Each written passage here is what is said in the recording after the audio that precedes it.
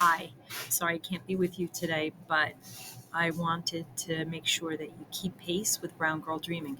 So, Brown Girl Dreaming is a memoir, which means it's true, which means nonfiction.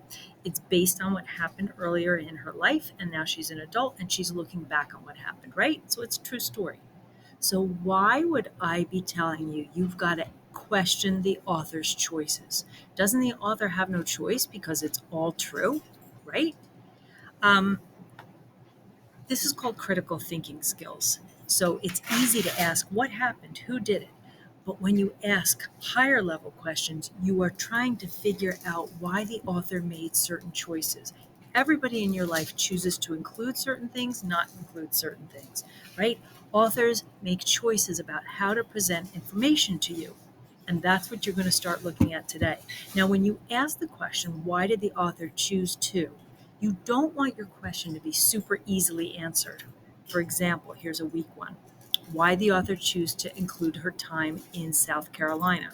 Well, because she lived in South Carolina for a good part of her childhood. She had to include it. So that would not be an example of something that would be thought provoking. Instead, what would happen if you were to ask, why did the author choose to call this story Brown Girl Dreaming? Well, that makes me think. I'm not sure. There's a lot of different answers. It's open to thought and debate.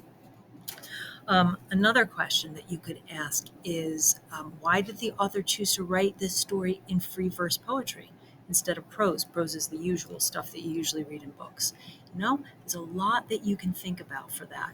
So think back to when you did your homework and you wrote some why did the author choose to questions.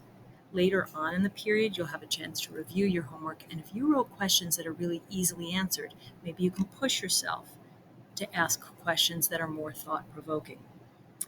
Um, Go down the dock a little bit. And in red, I asked you to start brainstorming some things that the author might have chosen. Like, what choices did she have? When I think about it, I think, okay, she chose the length of her chapters. She chose the titles of her chapters, right? Could have been other things. She chose what she capitalized, how she punctuated.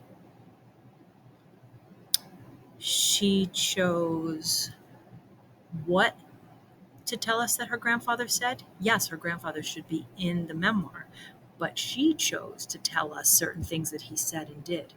You go ahead and you list, probably 8 to 10 more things that Woodson chose. When you're done with this document, you're going to open one that's called Brown Girl Dreaming. I don't remember what it's called. Questioning the author, something like that. It'll be in this. It'll be in the stream, whatever it's called. I forget. And you're going to work with partners. First, you'll come up with a really good summary. When you're done with the summary, you're going to be working on the level of why did the author choose to. Follow my instructions carefully so that when I come back and when you're back from Camp Mason, we can have really rich discussions. All right. Thank you for your time. Good luck. You'll be great.